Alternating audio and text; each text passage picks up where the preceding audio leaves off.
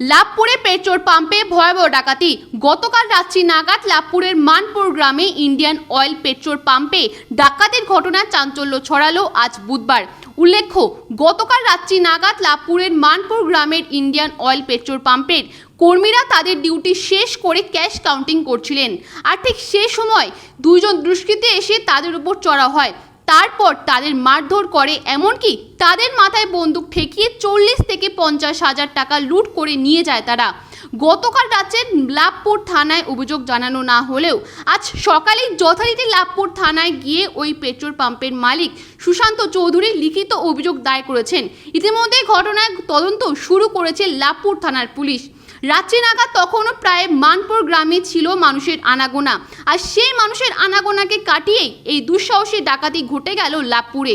যদি এই ধরনের ঘটনা চাঞ্চল্য ছড়িয়েছে এলাকায়। ইতিমধ্যে প্রকাশ্যে এসেছে সিসিটিভি ক্যামেরার ফুটেজ।